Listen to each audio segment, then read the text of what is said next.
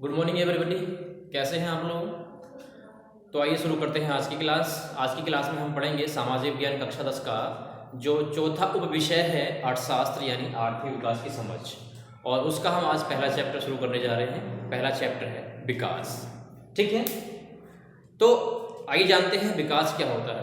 तो विकास को दूसरे शब्दों में हम तरक्की या प्रगति कहते हैं, यानी कि इसको अगर हम इस परिभाषित करना चाहेंगे तो कुछ इस तरह से समझने का प्रयास करेंगे कि जो हमारा वर्तमान जीवन स्तर है उस जीवन स्तर में ऐसे परिवर्तन या ऐसी क्रियाएं जिससे हमारा आने वाला जो जीवन है, आने वाला जो समय है वो बेहतर हो जाए, उसको क्या कहते हैं? हम विकास कहते हैं। यानी हम वर्तमान समय में हम रह करके हम ऐसी क्रियाएं कर रहे हैं जो आने वाले समय में हमारे वर्तमान जीवन से परिवर्तित होंगी। वर्तमान जीवन परिवर्तित होगा, उसमें कुछ और अच्छाइयाँ सामने को मिलेंगी, कुछ सुविधाएं और मिलेंगी, तो वो क्रियाएं हमारी क्या कहलाती हैं? विकास कहलाती है।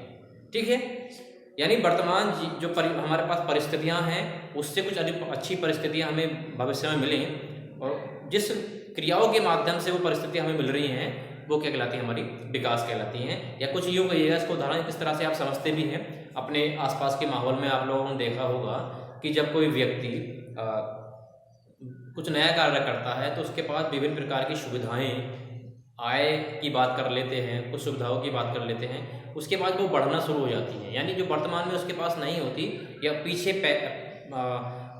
पास्ट में उसके पास जो नहीं थी, लेकिन उसने विकास करने के बाद वो अपनी सुविधाएं जुटा ली। तो हम इस तरह से भी कहते हैं विकास को कि विकास क्या है?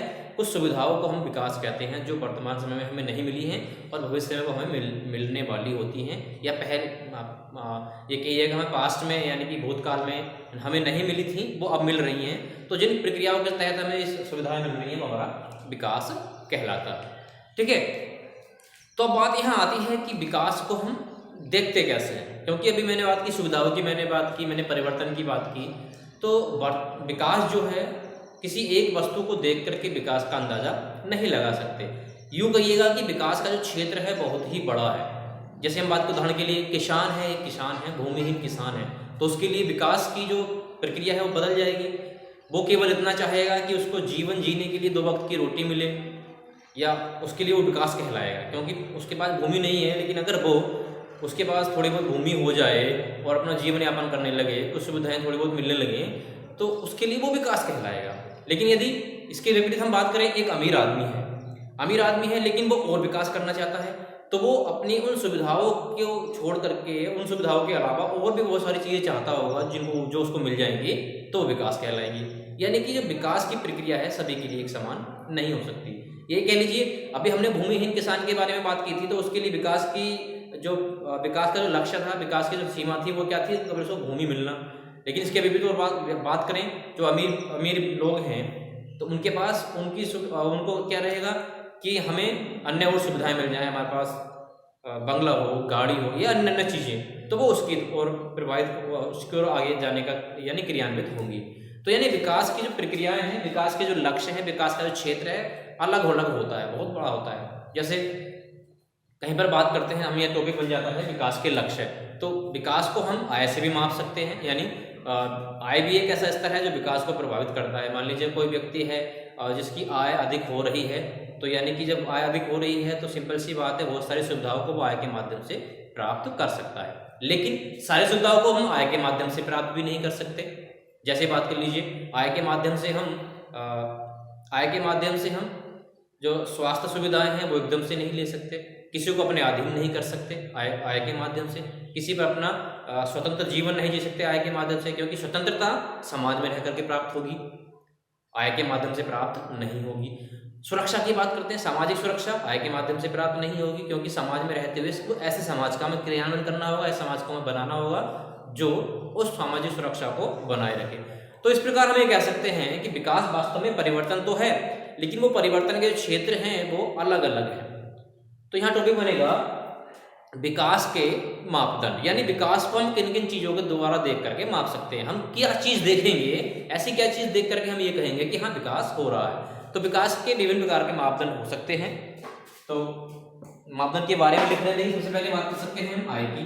आय जो है ये क्या है, प्रमुख मापदंड है, यानी सबसे पहले हम आय को देख करके ही विकास की प्रक्रिया का अंदाजा लगा सकते हैं। सपोज दैट मेरी आय अगर बढ़ने लगे तो आसपास वाले लोग ये कहेंगे कि हाँ ये तरक्की कर रहा है, यानी प्रगति कर रहा है। प्रगति मतलब समझ गए होगी, क्योंकि मैंने शुरू में कह दिया था कि विकास को हम दूसरे शब्दों में प्रगति या तरक्की भी कहते हैं। ठीक है, अगर मान लो आय बढ़ रही है तो उसको हम विकास कह सकते हैं। तो आय के साथ साथ हमें और बहुत सारे मापदंडों को देखना होगा जो विकास को परिभाषित करते हैं, विकास को प्रदर्शित करते हैं। केवल आय को ही हम विकास नहीं कह सकते, तो उनके बारे में लिख रहा हूँ। आय के मापदंड कौन से होते हैं, देखिए स्वतंत्रता।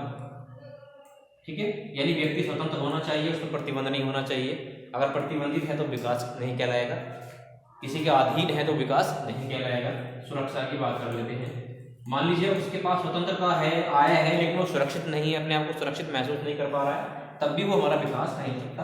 तो यानी विकास के कई सारे मापदंड होते हैं, यानी आय भी होना चाहिए, स्वतंत्रता भी हो, सुरक्षा भी हो, सुविधाएं भी हो। ठीक है, शिक्षा की बात भी हम कर सकते हैं, शिक्षा भी होना चाहिए, स्वास्थ्य भी होना चाहिए, स्वास्थ्य की हम बात करते हैं।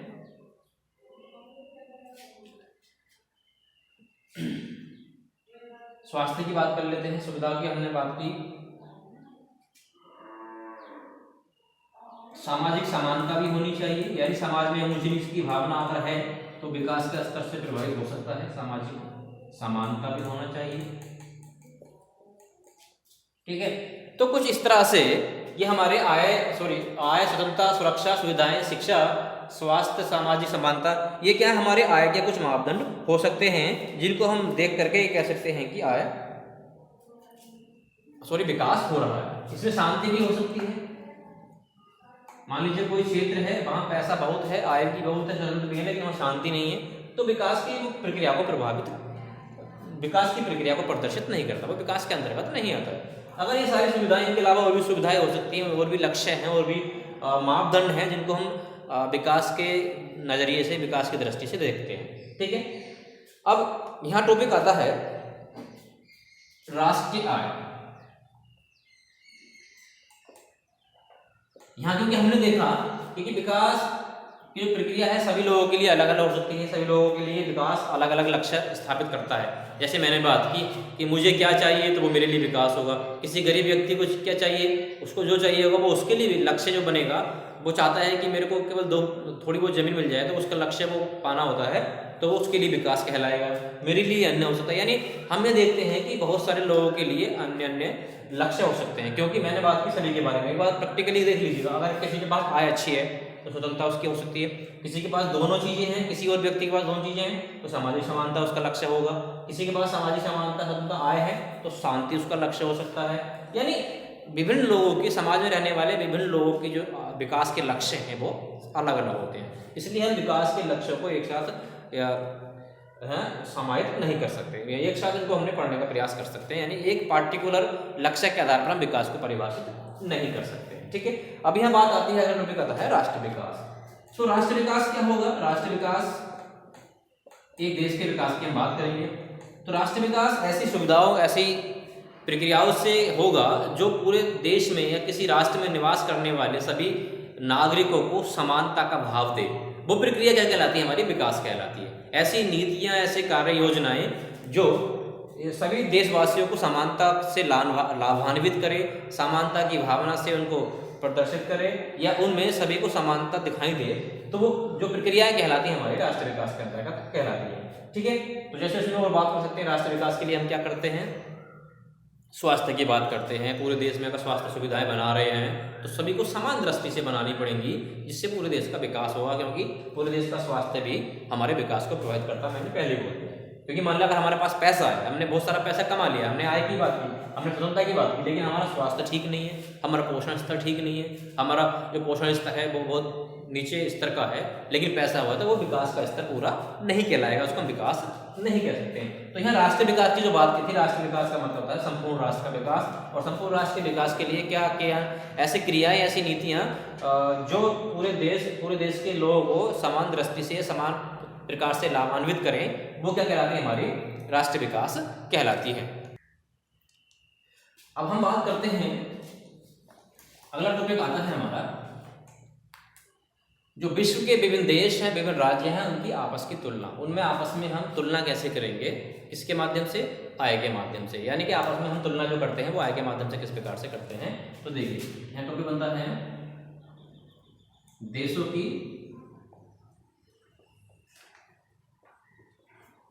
तुलना। ठीक है, तो देशों की तुलना वर्तमान समय में आय को आधार मान करके की जाती है। यानी जिस देश के व्यक्तियों की औसत आय, जिस देश की औसत आय अधिक होगी उस देश को विकसित, जिस देश की कम होगी उस देश को विकासशील या अविकसित देश के श्रेणी में रखा जाता है। तो पहली बात करते हैं देश की औसत आय के आधार पर हम तुलना करते हैं। अब देश की औसत आय होती क्या है, देश की औसत आय होती है उस देश में निवास करने वाले संपूर्ण नागरिकों की एक निश्चित समय अवधि के दौरान जो आय होती है उसको क्या कहते हैं, देश की संपूर्ण आय या देश की आय कहते हैं। समझ लीजिए देश की औसत आय क्या होती है, देश की आय, देश की आय कहलाती है एक निश्चित समय अवधि में उस देश के संपूर्ण नागरिकों की जो आय कहलाती है वो हमारी देश की आय या उसको राष्ट्रीय आय हम कहते हैं। देश की आय या राष्ट्रीय आय, संपूर्ण राष्ट्र की आय। यहाँ तो आपको क्लियर जाना चाहिए, यहाँ पर क्वेश्चन बनता है कि राष्ट्रीय आय किसे कहते हैं या देश की आय किसे कहते हैं। तो यहाँ आपको लिखना होगा कि किसी देश के संपूर्ण नागरिकों की एक निश्चित समय अवधि के दौरान जो इनकम या आय होती है, अब उसको एक साथ जोड़ दिया जाए तो उसको क्या कहते हैं, हम राष्ट्रीय आय कहते हैं। ठीक है, तो इसी राष्ट्रीय आय के आधार पर हम देशों की तुलना करते हैं। जैसे मान लीजिए मैंने भी थोड़ी देर पहले भी बात की थी, अगर किसी देश की आय अधिक है, किसी देश की राष्ट्रीय आय अधिक है तो उसको विकसित देश कहा जाएगा। जैसे हम बात करते हैं जापान की, हम बात कर लेते हैं या अमेरिका की हम बात कर लेते हैं, तो ये विकसित देश की श्रेणी में आते हैं क्योंकि इस देश की संपूर्ण जो राष्ट्रीय आय है बहुत ही अधिक होती है अन्य देशों की तुलना में। हम देशों की तुलना कर रहे हैं आय के आधार पर। तो आय के आधार पर हमने बात की, तो देशों की राष्ट्रीय आय के आधार पर हम तुलना कर सकते हैं। यहाँ आपको यहाँ फाइंड आउट कर, आपको यहाँ ज़्यादा समझने की आवश्यकता नहीं है। यहाँ के पर आप देश की राष्ट्रीय आय देखेंगे और विभिन्न देशों की आपस में तुलना करते चले जाएंगे, जिसकी जैसी राष्ट्रीय आय होगी वो उसी श्रेणी का बन जाएगा। ठीक है, अब हम बात करते हैं, अगला टॉपिक बनता है हमारा प्रति व्यक्ति आय के आधार पर देशों की तुलना। अभी हमने बात की थी संपूर्ण देश के आय के आधार पर तुलना, अब हम बात करते हैं प्रति व्यक्ति आय के आधार पर देशों की तुलना, यानी प्रति व्यक्ति आय।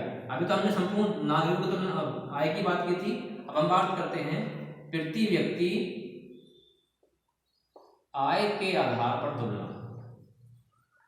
किसकी तुलना कर रहे हैं हम, देशों की तुलना। ठीक है, तो सबसे पहले आपको ये समझना होगा कि प्रति व्यक्ति आय होती कैसी है, प्रति व्यक्ति आय होती क्या है। जब प्रति व्यक्ति आय हम पता कर लेंगे तो फिर किसी भी देश की प्रति व्यक्ति आय हम निकाल करके हम उस देश की आपस में तुलना करने का प्रयास कर सकते हैं। तो प्रति व्यक्ति आय होती है किसी देश की संपूर्ण जनसंख्या तथा उस देश की जो संपूर्ण आय है, राष्ट्रीय आय है, उसके अनुपात को हम क्या कहते हैं, प्रति व्यक्ति आय कहते हैं। इसको निकालते कैसे हैं देख लीजिए। पहले मैं फॉर्मूला लिखता हूं, प्रति व्यक्ति आय बराबर कैसे निकाला जाता है, प्रति व्यक्ति आय बराबर क्या रहता है प्रति व्यक्ति आय होता है राष्ट्रीय आय, यानी उस देश की जितनी आय है टोटल, राष्ट्रीय आय बटे उस देश की जनसंख्या। जिस देश की हमें प्रति व्यक्ति आय निकालनी होगी, किसी भी देश की हमें प्रति व्यक्ति आय निकालनी है, तो उस देश की जो राष्ट्रीय आय है हमने पहले बताइए, वो निकाल कर हम क्या करते हैं, उस देश की राष्ट्रीय आय जो होती है उसको हम उस देश की कुल जनसंख्या से विभाजित करते हैं, तो निकल करके आती है हमारी प्रति व्यक्ति आय। और प्रति व्यक्ति आय के आधार पर हम देशों की तुलना कर सकते हैं। तो देशों की तुलना के लिए प्रति व्यक्ति आय के आधार पर विभिन्न श्रेणियां बनाई गई हैं, इसके बारे में हम बात करते हैं। देखिए, तो प्रति व्यक्ति आय को प्रदर्शित करने के लिए हम अमेरिकी डॉलर की गणना करते हैं, यानी एक वर्ष में किसी व्यक्ति की जितनी आय होती है उसी आधार पर हम उस देश को क्या करते हैं, विभिन्न श्रेणियों में विभाजित कर देते हैं। श्रेणियां कौन कौन सी होती हैं, जैसे विकसित, अविकसित या विकासशील। ठीक है, तो जो हमारा विश्व बैंक है वो आय के आधार पर विश्व की विकास रिपोर्ट तैयार करता है। अभी इसी क्रम में हम बात भी कर रहे थे। तो जो हमारा विश्व बैंक है 2017 के अनुसार, विश्व बैंक विकास रिपोर्ट 2017 के अनुसार जिस देश की प्रति व्यक्ति आय 12,056 थी, तो उस या 56 या उससे अधिक थी, 12,000 यानी मिनिमम कितनी थी, कम से कम 12,056 हो या उससे अधिक हो, तो 12,056 से अधिक ये क्या है हमारे 12,056 अमेरिकी डॉलर, US डॉलर में लिख रहा हूँ, यानी विश्व बैंक के अनुसार विश्व बैंक 2017 के अनुसार, यानी 2017 की विकास रिपोर्ट है, उसके अनुसार में जिन देशों की जो प्रति व्यक्ति आय एक वर्ष की, यानी प्रति व्यक्ति आय 12,056 अमेरिकी डॉलर से अधिक है, उसे क्या कहा जाता है, हम उसको हम उच्च श्रेणी में रखते हैं, उच्च श्रेणी में रखते हैं, या उच्च आय के स्तर में हम उसको रख सकते हैं, उच्च आय वाला देश, आय वाला स्तर या आय वाला देश। ठीक है, इसी प्रकार उस 2017 के अनुसार जिस देश की आय 995 अमेरिकी डॉलर से कम है, अमेरिकी डॉलर से कम होगी, 995 अमेरिकी डॉलर से कम है प्रति वर्ष, कम है, तो उसे क्या कहते हैं हम, निम्न, यानी बहुत कम, निम्न आय वाला देश या वाला स्तर, आय वाला स्तर या आय वाला देश उसको कहा जाता है। और अगर किसी देश की जो प्रति व्यक्ति आय है 12,256 से कम या 995 से अधिक हो, यानी इन दोनों राशियों के बीच में हो अमेरिकी डॉलर में, तो वो क्या कहलाता है, हमारा मध्यम आय वाला देश कहलाएगा, मध्यम आय वाला देश, मध्यम आय वाला देश या स्तर कहलाएगा 2000 विकास की विश्व विकास रिपोर्ट 2017 के अनुसार। ठीक है, तो इसी बात करते हैं, जो 2017 के अनुसार भारत की जो प्रति व्यक्ति आय है वो 1820 प्रति व्यक्ति अमेरिकी डॉलर है प्रति वर्ष की, तो भारत को इसलिए हम मध्यम आय वाले श्रेणी में रखते हैं। ठीक है, तो ये तो होगा हमारा प्रति व्यक्ति आय के आधार पर तुलना। अब मैं सबसे पहले बात करूंगा जो विकास के, मैंने बहुत सारे लक्ष्यों की बात की, विकास के बहुत सारे मापदंडों की बात की, लेकिन हम जो वर्तमान समय में कुछ मुख्य ऐसे लक्ष्य हैं, कुछ मुख्य ऐसे मापदंड हैं जिनके आधार पर हम विकास के स्तर को जांचने का प्रयास करते हैं, तो उनके पहले मैं नाम लिख दे रहा हूँ। हालांकि बहुत सारे लक्ष्य हैं, लेकिन प्रमुख लक्ष्यों की मैं बात करता हूँ, विकास के प्रमुख मापदंड, या टॉपिक बनेगा विकास के प्रमुख मापदंड। हालांकि बहुत सारे हैं, लेकिन जो मुख्य 4 हैं उनकी बात करते हैं। सबसे पहले हम बात करते हैं, देखो भी आय की, एक तो आय बहुत जरूरी है, दूसरी बात करते हैं शिक्षा की यानी ज्ञान की, और बात करते हैं स्वास्थ्य की, और बात करते हैं आय, शिक्षा, ज्ञान और स्वास्थ्य, और बात करते हैं हम सुविधाओं की या पहुंच की, सुविधाएं, सार्वजनिक सुविधाएं कह सकते हैं इनको, ये प्रमुखतः हैं। स्वास्थ्य, शिक्षा, आय, सॉरी ये भी हमारा सार्वजनिक सुविधा में आता है।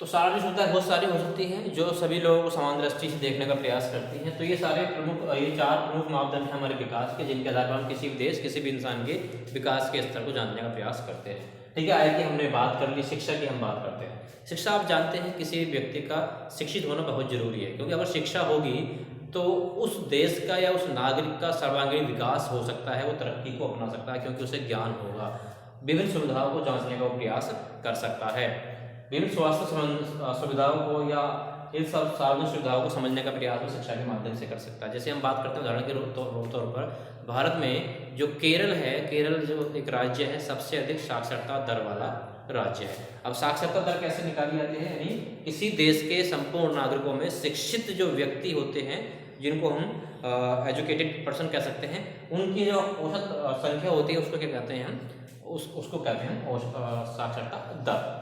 ठीक है, तो अब साक्षरता दर की बात की मैंने, जैसे विकास हम बात कर रहे थे, शिक्षा भी केवल अकेला ऐसा ही मापदंड नहीं होगा जो हमारे विकास को प्रदर्शित करेगा।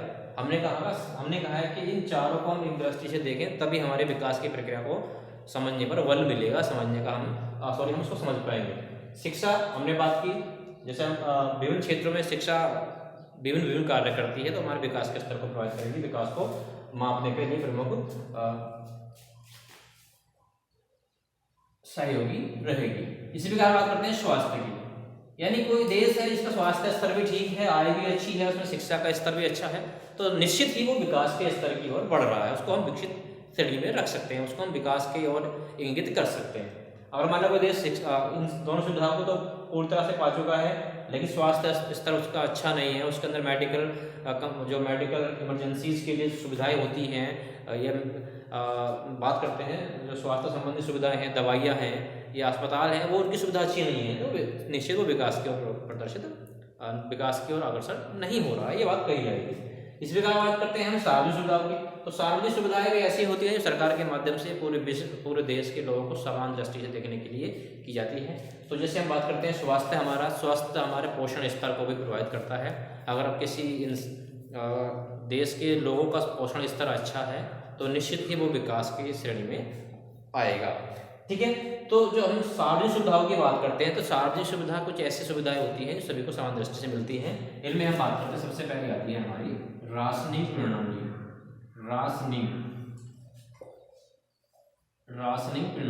राशनिंग प्रणाली क्या है, आप जानते हैं, राशन को वितरित करने की ऐसी प्रणाली है जो सभी देश के सभी लोगों को समान रूप से देखती है, और उसको हम क्या कहते हैं, राशनिंग प्रणाली कहते हैं। यानी देश के उन लोगों को जिनको प्रमुखता से ज़रूरत होती है और जिनकी आय भी कम होती है, जिनको अपने जो बात करते हैं अपने हालातों पर अपने जीवन को गुजर करना होता है, तो उनको विकास के स्तर की ओर लाने के लिए राशनिंग प्रणाली का इस्तेमाल किया जाता है। उनको कम मूल्य पर जो देश में विभिन्न वस्तुएं, उनको जो आवश्यकता की वस्तुएं वो उनको उपलब्ध करा दी जाती हैं। तो ये राशनिंग प्रणाली हमारी कहलाती है। तो इस सार्वजनिक सुविधाओं के अंतर्गत हमारा आता है। इसी प्रकार से हम राशनिक सुविधाओं के माध्यम से विभिन्न प्रकार के खाद्यान्न की बात करते हैं, केरोसिन की बात करते हैं, चीनी, दाल वगैरह की हम बात करते हैं। ये सभी जरूरतमंदों तक पहुंचाने का प्रयास करते हैं राशनिंग प्रणाली। ठीक है, तो राशनिंग प्रणाली होता है। अब यहाँ बात आती है राशनिंग प्रणाली है की जो विशेषताएं क्या हैं भारत में, उसके कमियाँ क्या हैं भारत में। तो भारत में जो राशनिंग प्रणाली है उसकी बहुत सारी कमियाँ हैं। भारत में सबसे पहले उसकी कमी आती है राशनिंग प्रणाली की। यहाँ तक तो समझ में आ गया होगा राशनिंग प्रणाली का मतलब क्या है। यानी देश में राशन को समान रूप से वितरित करने की प्रणाली राशन प्रणाली कहलाती है। और इसकी एक विशेषता ये होती है, ये निम्न वर्गीय लोगों के लिए जो आवश्यकता की वस्तुएं हैं, रोजमर्रा की जिंदगी, 2 वक्त के खाने की चीजें हैं, उनको पहुंचाने का कार्य करती है। ठीक है, अब यहाँ आता है राशनिंग प्रणाली की कमियां। कमियां क्या है राशनिंग प्रणाली की, दोष क्या है भारत में जो राशनिंग प्रणाली है उसके दोष क्या, कमियां क्या है। तो देखिए, सबसे पहला है हमारे जो भंडार हैं, भंडार की समस्या। तो जो भारत में राशनिंग प्रणाली है उसके भंडार की जो समस्या सबसे प्रमुख है, क्योंकि भारत में लाखों करोड़ों टन खाद्यान्न राशन वितरण के हेतु इकट्ठा किया जाता है, उनको भंडारित किया जाता है, लेकिन भंडार करने की जो सुविधा है वो ठीक प्रकार से नहीं है। देश का बहुत सारा जो खाद्यान्न है वो ऐसे ही बाहर खुले में पड़ा रहता है, वो सड़ जाता है। दूसरा, उस पर तानाशाही व्यवस्था है। तानाशाही व्यवस्था की हम बात कर सकते हैं, जो लोग उसके प्रयोजन में लगे हुए हैं, देख रेख में लगे हुए हैं, वो अपना कार्य ठीक से नहीं करते हैं। ठीक है, दूसरी बात करते हैं, दूसरी कमी की हम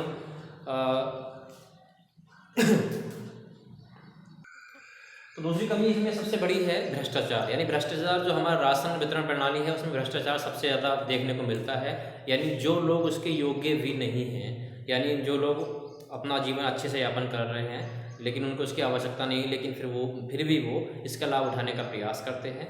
ठीक है, तो और जो उसमें लगे हुए जो कर्मचारी हैं वो भ्रष्टाचार करने की ओर इंगित होते हैं, ये कमी है। दूसरी बात है कालाबाजारी। यानी कालाबाजारी, जो आवश्यकता की वस्तुएं सरकार द्वारा राशन वितरण प्रणाली के माध्यम से वितरित की जाती हैं आवश्यक लोगों के लिए, जिनको आवश्यकता होती है उनके लिए, उस वस्तु का बाजार में उसको ब्लैक करके उसको कालाबाजारी के माध्यम से बेच दिया जाता है, और जो गरीब लोग हैं जिनको उसकी आवश्यकता है वहाँ तक पूर्ण रूप से माल नहीं पहुँच पाता या कम मात्रा में पहुँच पाता है। तो ये इसकी 3 कमियाँ देखने को मिलती हैं।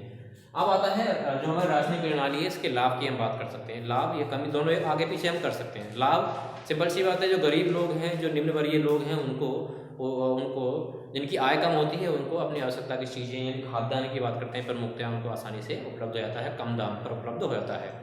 ऐसा करने से उनकी जो आय है उस पर ज़्यादा असर नहीं पड़ता। जो भी उनकी आय होती है उसमें वो अपना परिवार का पालन पोषण करने का प्रयास करते हैं। दूसरा क्या है, इसके माध्यम से जो पोषण स्तर है निम्न वर्गीय लोगों का, उसको ऊपर ले जाने का प्रयास हमारी सरकारें कर रही हैं, क्योंकि उनको पूर्ण रूप से अच्छी पोषक तत्वों वाला अगर उनको भोजन या उनको खाद्यान्न मिलता है तो उनका पोषण स्तर निश्चित मात्रा में ही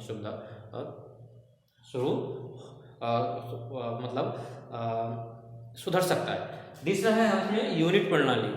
आप वर्तमान समय में देखने को मिल रहा है कि रासायनिक प्रणाली को हम यूनिट प्रणाली के माध्यम से वितरित करते हैं, क्योंकि जिन परिवार को, जिस सदस्य को जितनी आवश्यकता है उसको उतना ही मिलता है। इससे हमारे जो राशन वितरण है वो बैलेंस की अवस्था में रहता है, मतलब जितने लोगों को आवश्यक है उन्हीं को मिल पाता है, इसलिए राशन में हमारा व्यर्थ नहीं जाता है। ठीक है, तो ये तो हमारे आज के टॉपिक हैं, और अगले वीडियो में हम कुछ टॉपिक और लेकर के आएंगे इस चैप्टर के, और आशा करता हूँ ये आपको समझ में आया होगा। अगर समझ नहीं आया तो कमेंट ज़रूर करें, क्वेश्चन जरूर कमेंट्स करें, पूछा जरूर करें, और जहाँ तक समझाया उसको दोबारा से कई बार देख करके समझने का प्रयास किया करें। वीडियो को लाइक करें, शेयर करें एंड कमेंट्स करें, और चैनल को सब्सक्राइब जरूर करें।